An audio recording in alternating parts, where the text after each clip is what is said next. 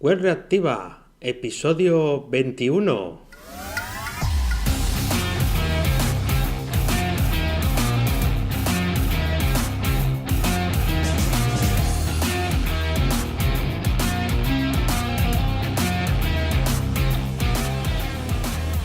Las personas somos lo importante. Siempre lo dices. Oh, martillo pilón, episodio tras episodio. Pero, ¿cómo llevarlo a cabo? ¿Cómo gestionar equipos o comunicarte con tus jefes, compañeras o tus clientes? Nos va a dar pistas de esto hoy nuestro invitado. Bienvenidas todas y bienvenidos todos a Web Reactiva, el podcast de desarrollo y programación web, recursos y reflexiones sobre todo lo relacionado con la creación de páginas y aplicaciones web. Si eres un programador reactivo con ganas de aprender cosas nuevas, este es tu espacio, porque la tecnología es necesaria, pero las personas somos lo importante. Sí, hoy también había que decirlo. Mi nombre es Dani, soy programador web freelance y puedes encontrarme en danielprimo.io. Para cualquier consulta, duda o sugerencia, no dudes en utilizar el formulario de contacto que encontrarás en danielprimo.io/contacto.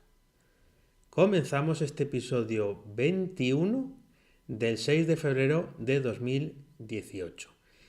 Hoy es un día especial porque entrevisto a un buen amigo. Sí, también este lo es. Los tres primeros invitados tenían que ser amigos. Y desde hace muchos años lo es también.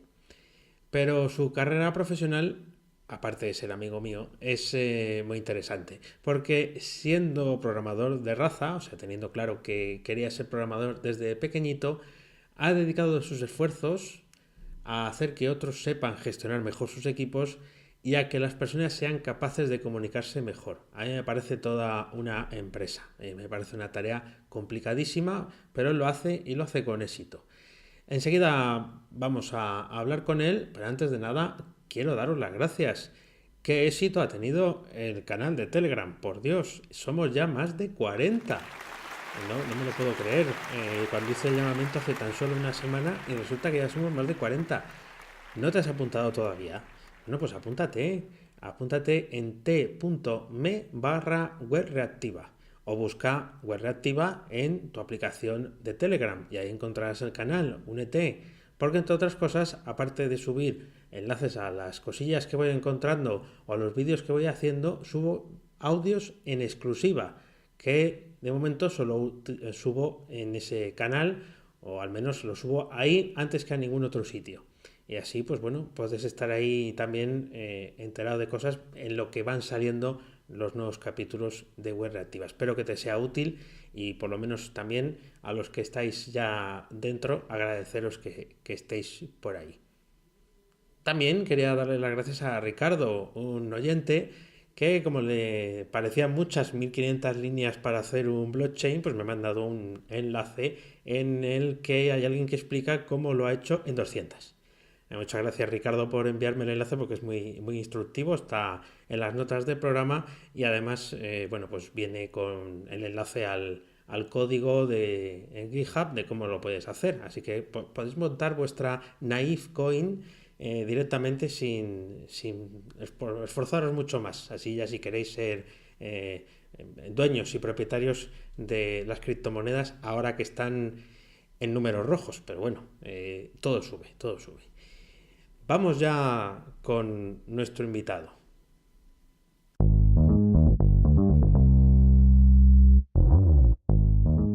Pues nada, aquí tenemos a Israel Alcázar, que tenía yo muchas ganas de entrevistarle, porque tiene mucho que aportar respecto al desarrollo del software y a cómo organizarse, que es una tarea muy complicada y que todos los que nos estáis escuchando seguro que habéis sufrido en los proyectos. Así que seguro que Israel con su experiencia nos aporta bastante luz y en este ratito de entrevista nos pone al día. Así que nada, Israel, bienvenido. Hola Dani, muy bien, muchas gracias. Un placer estar aquí con vosotros.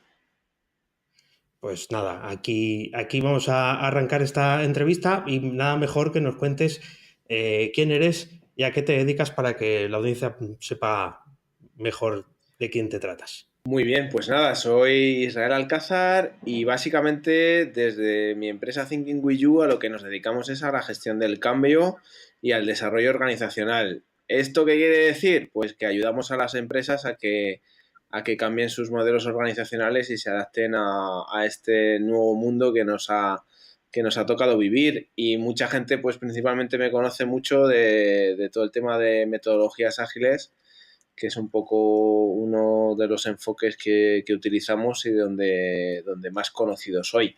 Pero vamos, básicamente es a lo que me dedico. Es un poco difícil de explicar a veces, pero bueno. Sí, porque es verdad que eres más conocido o quizás empezaste a ser conocido por el tema de las metodologías ágiles, pero realmente lo que haces ahora no es solamente eso, ¿no? Claro, al final las metodologías ágiles son una manera, un enfoque y una serie de técnicas pues para gestionar el cambio, para ayudarnos a cambiar los modelos organizacionales. Y es uno de los enfoques que utilizamos, pero como pueda ser el Lean Startup o como pueda ser el Design Thinking. Y cómo, aunque vamos a centrarnos un poquito más en el desarrollo, realmente cómo sabes, ahora que has comentado que tenéis un abanico de opciones, ¿cómo sabes qué método emplear? Quiero decir, tenéis que conocer la empresa y cómo está funcionando hasta ese momento para luego vosotros poder intervenir, ¿no? Sí, lo primero siempre que hacemos cuando un cliente, bueno, pues nos llama para ayudarle, siempre es una fase de descubrimiento que llamamos. Y en esa fase de descubrimiento al final es donde estás allí con el cliente, con los equipos, con la organización con la que te hacen el encargo y tratas un poco de conocerles. Y luego a partir de ahí, pues es como yo digo, es tener un montón de herramientas y aplicar la que más pues sea fácil o encaje en el momento concreto. Pues no sé, Design Thinking a veces encaja mucho más en la co-creación, en la fase de descubrimiento, de diseño, y a lo mejor más temas como Agile o Scrum, pues encaja más en la fase más de construcción o de delivery, ¿no? Entonces, pues bueno, a partir de ahí luego vas probando. Es como tener una caja de herramientas casi infinita y decir, pues ahora cojo esta y la fusiono con esta y también me sirve. Suena bastante complicado. Así, de primeras, el fusionar técnicas que son un poco, aunque tengan una definición, ¿no? Yo creo que más o menos todos sabemos alguna cosa de agilismo y de estas técnicas, siempre conocemos algo, pero yo creo que mezclar varias opciones de estas metodologías de organización para que encajen lo mejor posible dentro de una empresa tiene que tener su punto de complejidad. Sí, sí, es complejo. Fíjate que lo más complejo, yo que vengo también del mundo del desarrollo del software, es el trabajo con personas. Yo antes que bueno, desarrollaba, al final pues puede ser más o menos difícil la labor, pero uno más uno siempre son dos. La línea X, cuando asignas X igual a cero, X siempre vale cero. Y eso siempre es así, ¿no? Mientras que en esto del desarrollo organizacional, pues trabajamos con personas y trabajando con personas, pues uno más uno no siempre son dos, porque pues, técnicas o enfoques que te pueden venir muy bien y funcionar muy bien con un equipo o en una empresa, en un contexto concreto, pues te vas a otro contexto totalmente diferente y no te funciona, ¿no? Con lo cual al final la complejidad está muchas veces en entender a las personas y en trabajar desde ellas y adaptándolo a lo que ellos necesiten, más allá en sí de la técnica en sí o la fusión de varias técnicas que al final, pues bueno, como todo, ¿no? Cuando estás acostumbrado, pues te resulta más sencillo coger una técnica, variarla y decir, ya le voy a poner esto, que en sí el hecho de que a lo mejor esa técnica en otro contexto diferente no te funciona. Bien, además has hablado, bueno, tú antes programabas sí, en Java, si no me equivoco, ¿verdad? Sí, era Y Javero. eras Javero, bueno, eso nunca se deja de ser, supongo. Efectivamente. Yo ahora digo que yo nunca he dejado de ser programador, lo que pasa es que ya no me gano la vida con ello. Pero, pero efectivamente, yo desde pequeñito siempre lo que le dije a mis padres es que quería que me comprara un ordenador y quería programar y ahora pues ha pasado más a ser hobby que profesión. Sí, pero es como lo de Mister España. Es para toda la vida, no era solo para un año, sino que el título te lo daban vitalicio. Yo creo que siempre ya tienes ahí esa conciencia y yo creo que te vendrá bien, porque bueno, un poco también por quien escucha este podcast, yo te quería hacer una pregunta muy fácil de hacer y yo creo que verdaderamente complicada de responder. Es por qué el desarrollo de software, antes hablabas de él, ¿por qué el desarrollo de software es tan difícil? O sea, ¿por qué siempre hay dificultades en cuanto a la gestión y además da igual Mm, a lo que te dediques? Si haces una web de bajo coste para pyme o si haces una aplicación con microservicios, con despliegue en múltiples servidores y demás, hay problemas comunes independientemente de la magnitud del proyecto. Quiero decir, bueno, evidentemente a mayor magnitud, más complejidad, pero ¿por qué esa complicación o cuál es tu punto de vista respecto a esta dificultad? sí, mi punto de vista es... has dicho bien que es una pregunta fácil de hacer y compleja, ¿no? De contestar. Bueno, yo creo que la primera pregunta antes de esa que yo siempre me hago es si esto del desarrollo de software es ingeniería o es artesanía, ¿no? No voy a entrar en ese debate, ¿no? Que inunda las redes, ¿no? Del craftsmanship o no craftsmanship, si esto es más ingeniería o no. Pero sí que es cierto que es de reciente creación y que como reciente creación y muchas veces intento de ingeniería, pues se ha intentado parecer a otras ingenierías, ¿no? Y se ha montado toda una parafernalia en torno a la gestión de proyectos y a la construcción de software, ¿no? Incluso haciendo referencia a la construcción, ¿no? Como símil. Sin embargo, yo creo que el desarrollo del software tiene que ver más con el descubrimiento, más que con la construcción. Es decir, con el descubrimiento de necesidades bueno, de los clientes, que al final son los que tienen que eh, hacer algo o tienen que generar un nuevo modelo o tienen que vender algo o necesitan un servicio que tú les puedes proporcionar mediante una o varias piezas de software. Y el problema principalmente es que el cliente, por mucho que te lo diga, pero no tiene claro lo que quiere. Y el desarrollo de software yo lo veo como un proceso de descubrimiento. Entonces, como es un proceso de descubrimiento, pues no se pueden aplicar técnicas que quizás están en el ámbito más ingenieril de la construcción, cuando tú sabes exactamente lo que quieres construir y cuando eso que quieres construir además cumple una serie de leyes físicas, como la ley de la gravedad, la dureza de los materiales, el terreno y demás, ¿no? Entonces, pues construir una casa en la que tú sabes la casa que quieres construir y si no tienes un arquitecto que te ayuda, sabes el terreno donde lo vas a construir y bueno, pues las leyes físicas y de materiales, pues aunque van descubriendo cosas, pero la ley de la gravedad pues sigue siendo la ley de la gravedad, ¿no? Entonces, tardas mucho tiempo en diseñar un plano y luego pues tardas otro tiempo en ejecutar ese plano que más o menos pues vas cumpliendo. Y el desarrollo del software, sin embargo, es que no sabes lo que vas a construir y hasta que no te pones a construirlo y a descubrirlo con tu cliente, pues ambos no iréis recorriendo el camino. Por mucho que tu cliente al principio te diga que sí, que lo tiene claro.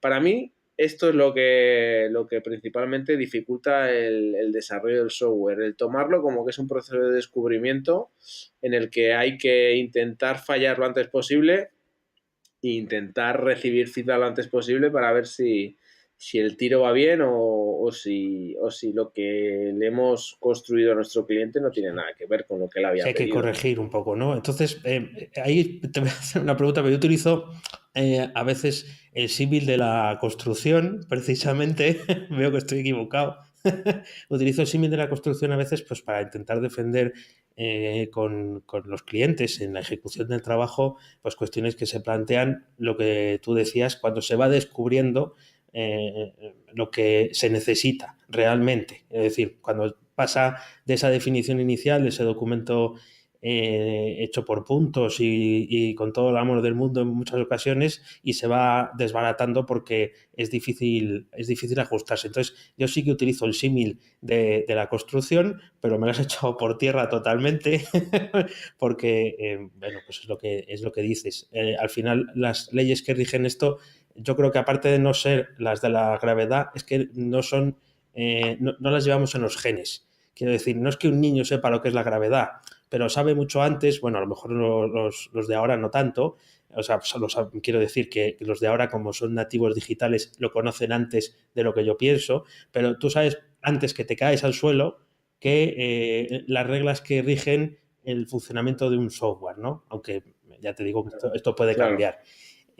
Y entonces por eso te decía que utilizo ese símil, pero veo que lo tengo que dejar, que la construcción no tiene nada que ver con hacer software.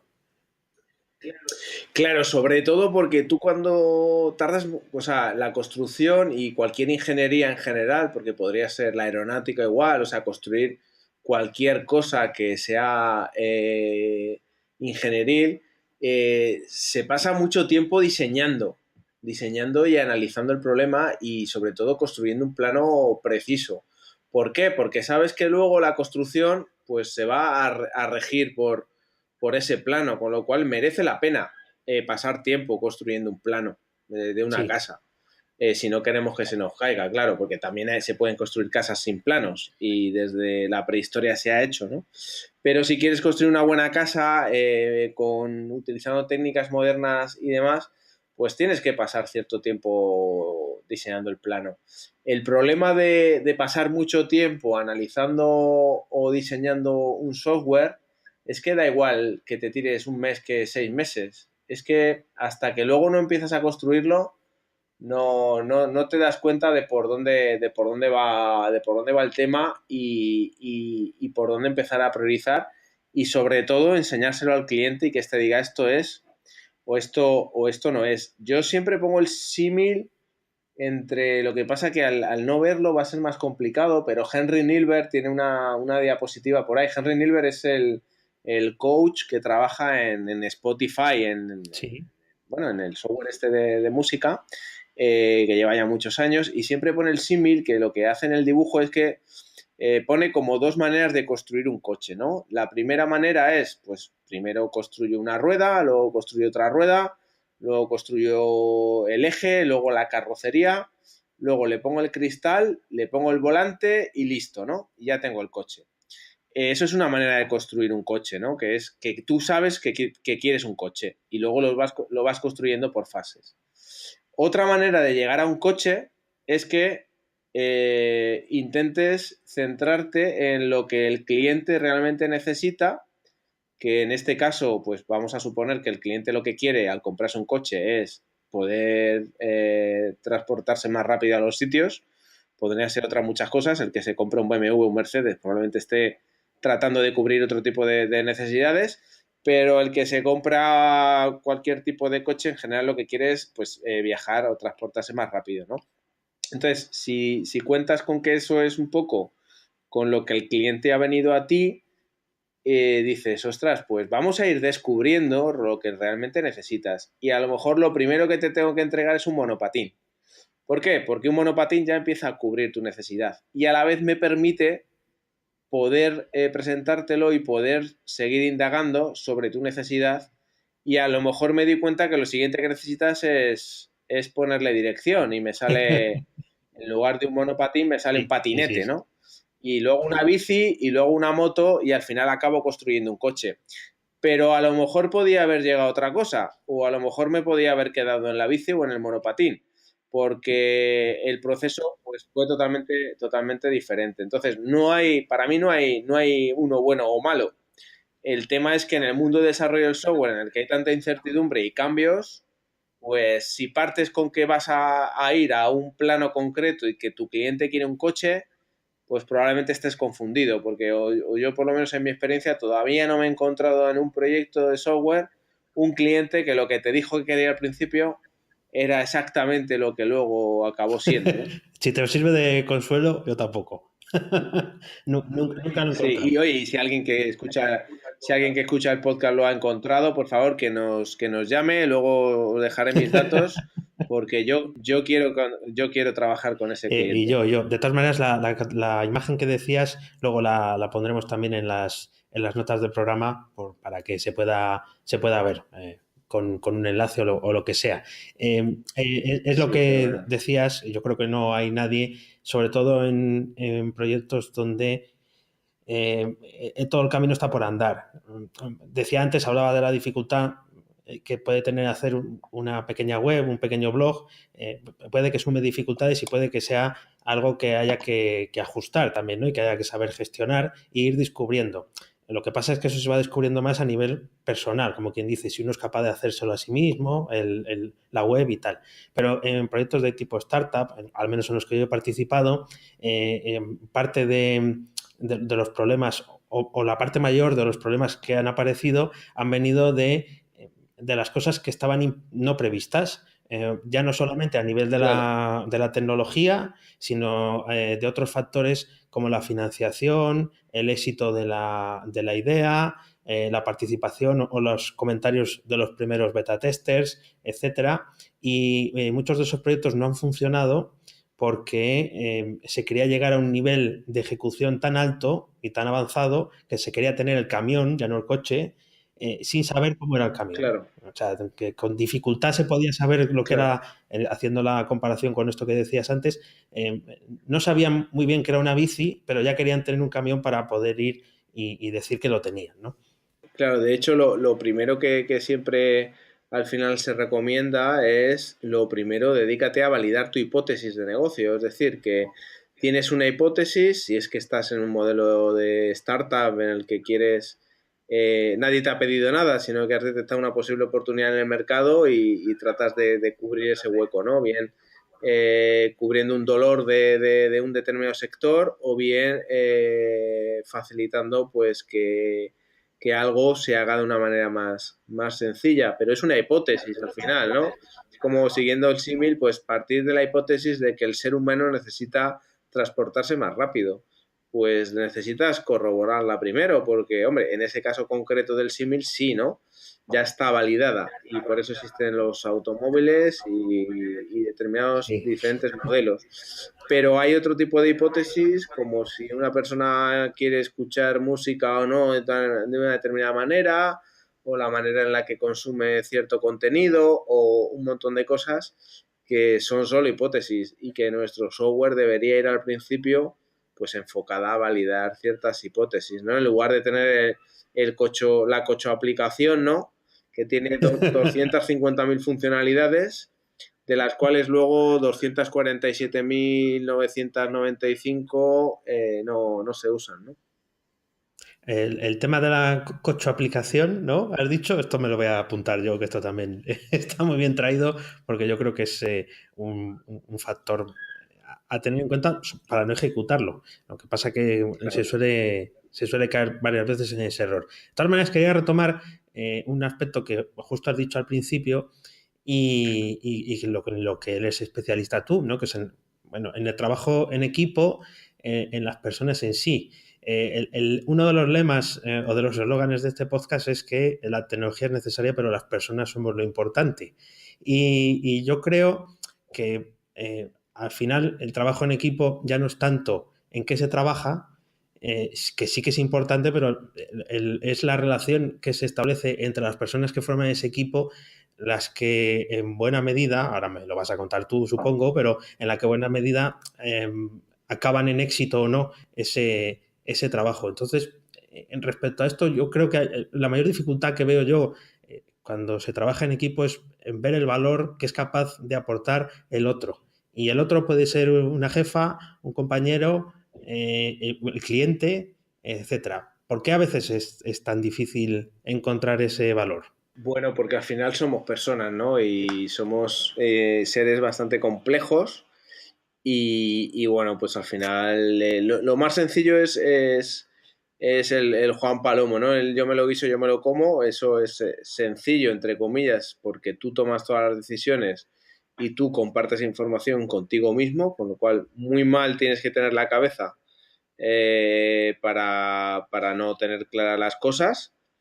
Pero en el momento que entra una segunda persona ya las cosas cambian, porque ya son dos mentes diferentes, dos maneras de ver el mundo diferentes, dos maneras de comunicarse y de entender totalmente diferentes. Entonces, yo creo que la magia del trabajo en equipo está en justamente ser capaz de, con todas las complejidades de las personas, hacer que todas esas complicaciones y problemas se vayan resolviendo en base a mucha comunicación, mucho feedback, mucha resolución de conflictos, mucha conexión al principio y conseguir esos equipos.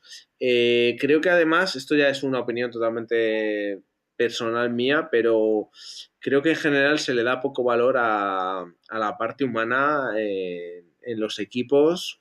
Si hablamos del mundo startup, creo que tampoco se le da todo el cariño que se merece. Quiero decir que al final los inversores siempre hablan de lo importante es el equipo y lo importante, y yo invierto en el equipo, ¿no? Y tal, pero parece que hay que venir de casa con las cosas aprendidas y parece que aprender a comunicarse hay que venir de casa, dar feedback hay que venir de casa, y saber resolver un conflicto en un equipo, pues parece que tienes que haber venido de casa, ¿no? Sabido el tema.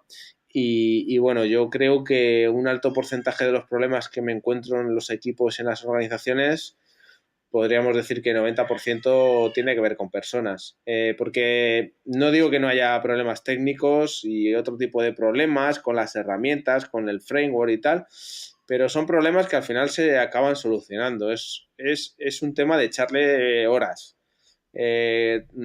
Controlar el último framework de JavaScript que salga es un tema de echarle horas.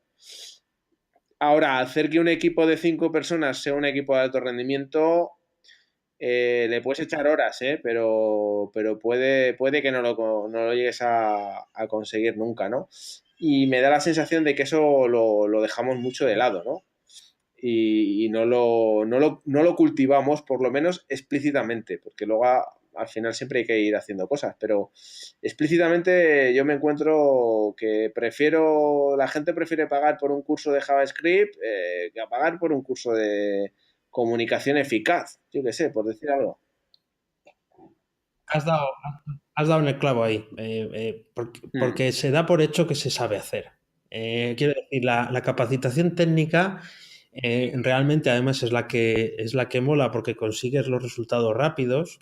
En estos vídeos que pongo yo en YouTube, ¿no? Pues consigues un resultado muy rápido de una ejecución pues, pues una máquina de machine learning con reconocimiento facial. La instalas, no la haces tú, pero la instalas, interactúas con ella, puedes decir que sabes lo que es y es una satisfacción inmediata, ¿no? O la creación de una página web estática o lo que sea, ¿no? Estos procedimientos técnicos en un corto o medio plazo se consigue un éxito prácticamente seguro. Y de hecho, además, los cursos de formación es un poco lo que venden, ¿no? Ese éxito inmediato. Pero en temas de comunicación, en temas de saber trabajar en equipo, yo creo que no solo no se invierte, sino que además se da por hecho que eso se tiene que saber. Y coincido contigo en que al final suele ser un error y da igual si trabajas solo, si trabajas con un equipo técnico o si te tienes que relacionar con otras estructuras dentro de tu empresa, siempre Mm. hay esa parte de comunicación que hay alguien Sí, que se la sí. salta o no la Sí, sabe además ejecutar. en las organizaciones en general, yo ahora que estoy trabajando con clientes bastante gordos y bastante grandes, te das cuenta que al final las personas que mejor saben moverse, que mejor saben comunicarse, que mejor saben y ponen en práctica sus soft skills, ¿no?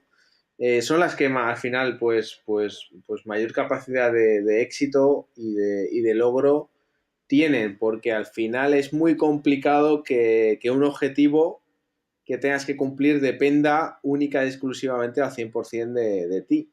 Entonces, siempre tiene que haber una interacción con personas.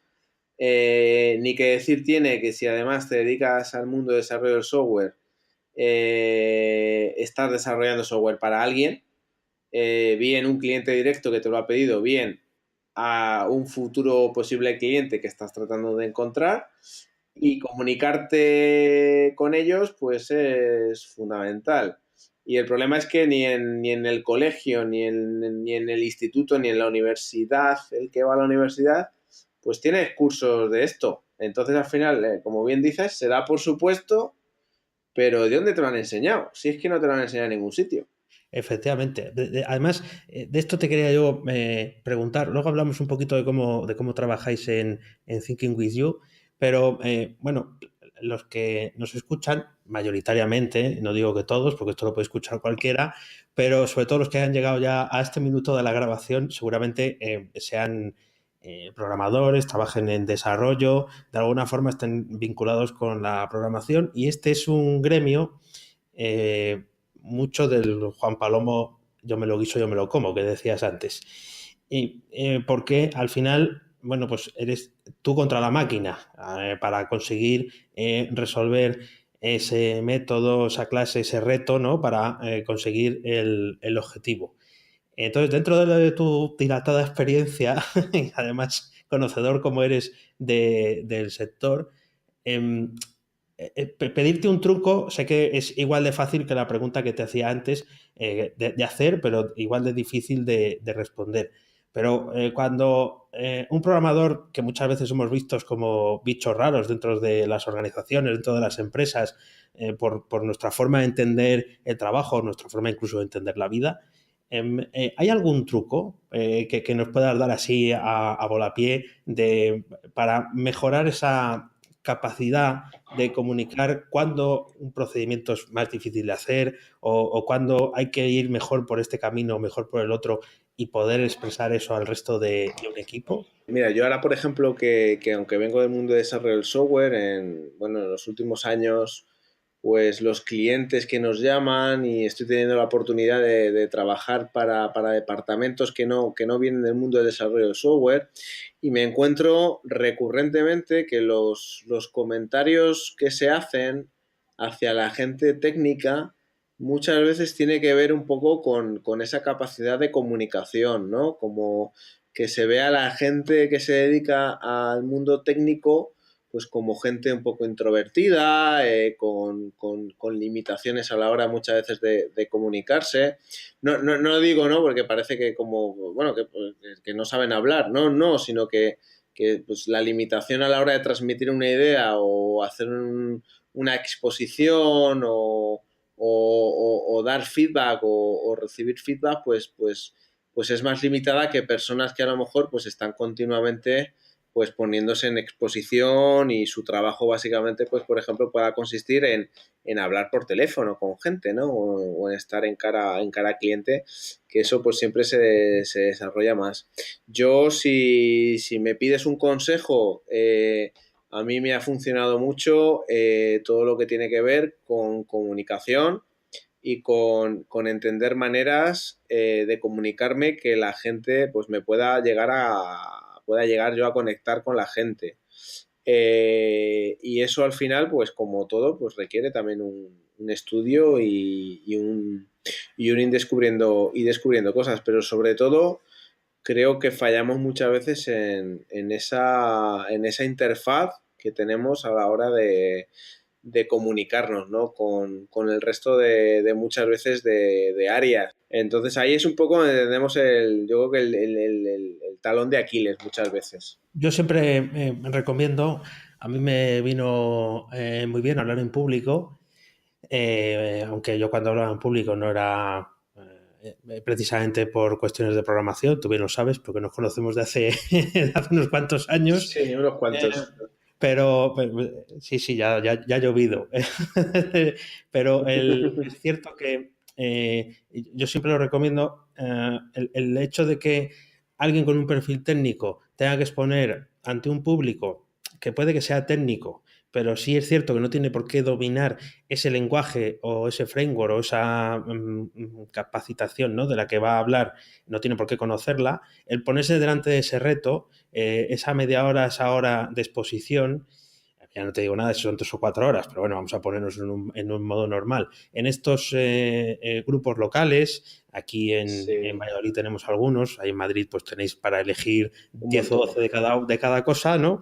Pero el exponerse de forma pública a eso y exponer esos conceptos técnicos que de por sí suelen ser complejos o suelen tener cierto nivel de sofisticación, hace que tengas que mejorar en ese aspecto comunicativo, sobre todo porque es muy probable que alguien te pregunte sobre lo que estás hablando porque esté interesado en lo que estás contando, ¿no? Además, yo lo he comprobado empíricamente, aunque sea un tostón la charla, porque, bueno, pues porque o el tema te lo parece o el ponente, pues se expresa así, la gente se interesa, o sea, siempre hay un grupo de gente que pregunta y eso hace que exista esa interrelación entre alguien que conoce algo técnico y alguien que lo desconoce. Y siempre, siempre lo recomiendo. Sí, sí. A mí, fíjate que estaba ahora, me conectaba mucho lo que decías y a mí me sirvió mucho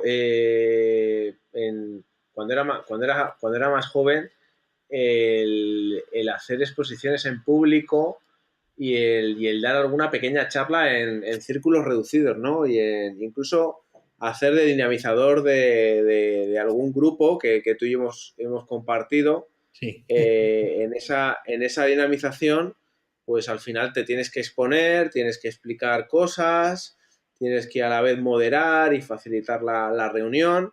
sacar la vara. Y en ser, efectivamente, y el ser en grupos reducidos de 5 6 7 8 personas y el tenerte que exponer y romper esa barrera un poco, ¿no? De la timidez y demás, pues a mí me ayudó mucho luego con los años a, pues eso, luego incluso dar charlas, exponerte públicamente y demás, y luego te cuesta menos, ¿no? Cuando tienes que interaccionar con personas en un ámbito a lo mejor más privado, no tan grupal, pero sí que en una reunión de 2 3 4 personas, pues la verdad es que te sirve para desenvolverte con más soltura. Desde luego que sí. Tenéis un artículo en el blog de Thinking with You, dejo el enlace en las notas del programa, para también conocer un poco cómo trabajáis, ¿no? Cómo lleváis a la práctica estas cosas de las que estamos hablando en una empresa que cuántos empleados, vamos, cuánta gente sois ahora mismo. Pues fíjate, ya 12 Pues mira, ahora 12 mismo cosas. somos 12. El artículo es 12 cosas que no sabías de cómo trabajamos en Thinking with You. Bueno, no vamos a repasar las 12, lo que pasa que hay algunas que son como grandes titulares y te quiero preguntar por ello. El punto 4 es vacaciones ilimitadas. No es tanto o sea, entiendo que no hay nadie que esté un año de vacaciones, porque entonces no sería práctico, pero ¿cómo tiene que llegar el grado de comunicación esta de la que hablábamos hace unos minutos? ¿Cómo tiene que ser para que puedas poner encima de la mesa que la gente sea responsable de la propia cantidad de vacaciones que tiene que tomar? Sí, mira, este artículo que lo escribí hace unos meses, bueno, en diciembre, ¿no? Fíjate que cuando voy a veces a algunos clientes y demás y me dicen, oye, joder, el artículo ese que escribiste de 12 cosas, nos tienes revolucionados aquí a la gente con el artículo y tal, de qué es esto de las vacaciones infinitas, ¿no? Es como o ilimitadas, ¿no?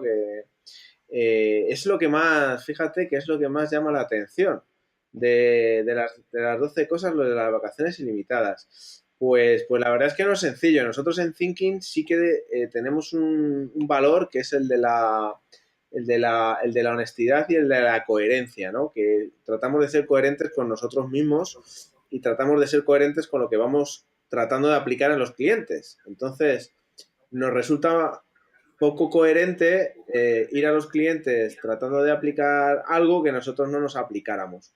Entonces, todo lo que vamos experimentando en los clientes lo hemos experimentado nosotros antes. Y esto de las vacaciones ilimitadas, que está titulado así porque la verdad es que es un título un poquito más rimbombante, pero lo que hay detrás, y debería titularse, la verdad es que algo así como gestión responsable del tiempo. Bien. Porque lo que en el fondo hay detrás de ese titular sensacionalista de vacaciones ilimitadas es el de una gestión responsable y autónoma de tu tiempo, ¿no? y ese tiempo a veces resulta que decides dedicarlo a descansar, ¿no? Entonces, bueno, pues hace falta dosis de responsabilidad y corresponsabilidad con la gente para decidir bueno, que tú decides cuántos días te vas de vacaciones al año. Y al final todo forma parte del sentido común también, por supuesto, porque si estamos en un cliente dándole un servicio, pues lógicamente hay que consensuarlo con él y hay que consensuarlo con el resto de personas que forman el equipo. Pero todo es bastante más sencillo de lo que pueda llegar a parecer. Y además hay una cosa que nos pasa, porque aunque son infinitas, pero las contabilizamos, y te puedes creer que al final del año las cuentas, y no te creas que la gente se ha cogido más de 22, 23, 24, 12, 15. O sea, al final la gente está enchufada en los proyectos y a veces hay que decirle a la gente que, oye, cógete vacaciones, aunque parezca una perogrullada, ¿no? Pero el hecho de que pueda parecer eso así, pues lo primero a lo mejor cuando lo lees es, madre mía, aquí está todo el día de vacaciones, ¿no?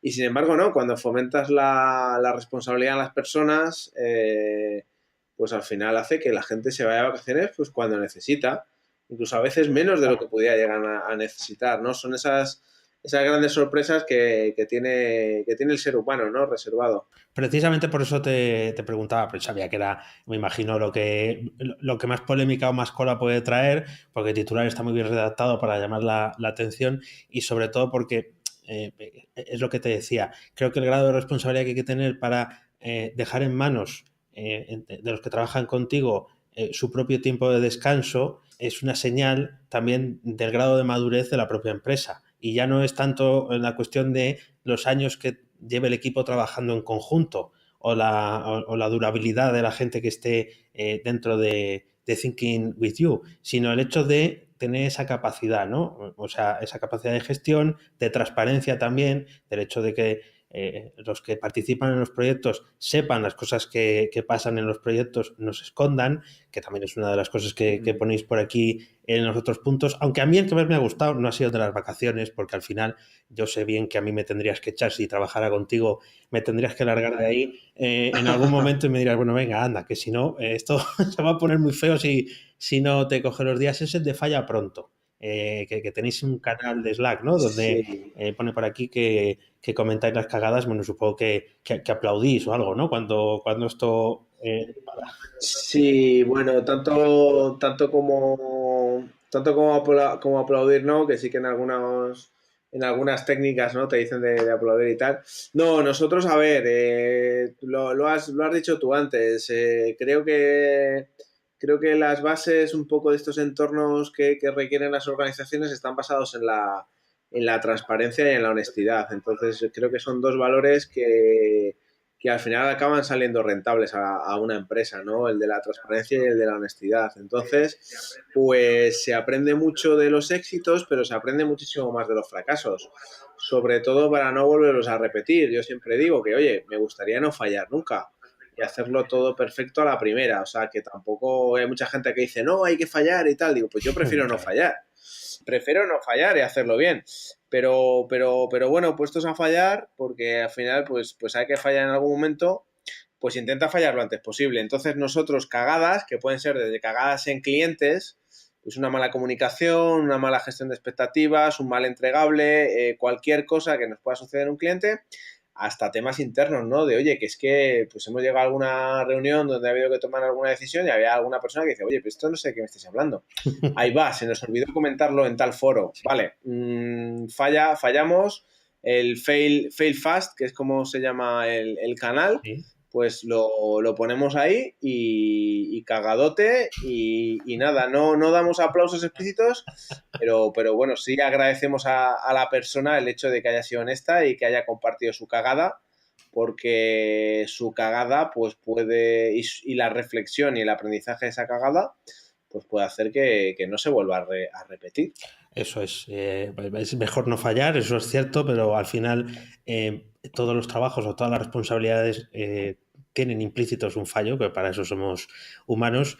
Lo único es cómo afrontarlo, ¿no? Es igual que cuando los trabajos, no recuerdo quién decía, yo esto lo he oído en alguna película, pero seguro que hay un gran filósofo detrás que decía que el trabajo son problemas. Yo creo que lo decía alguien que era Jack Nicholson, alguien así. El trabajo son problemas bueno, pues hay que resolverlos, aunque evidentemente también tiene que haber un cierto grado de disfrute, porque si no es un marrón, pero nada mejor que, bueno, pues tener esa actitud feliz, ¿no? Actitud responsable también frente al fallo, a la equivocación, para poder salir adelante. Sí, como ya vamos terminando, sí te pregunto lo mismo que pregunto a los otros invitados, que bueno, pues como el podcast tiene siempre ese compromiso de formar o de ser el acicate, ¿no? Para que el que nos escucha, si está interesado en el tema, pues siga investigando, porque evidentemente aquí no se puede abordar todo. Yo sí que os recomiendo que os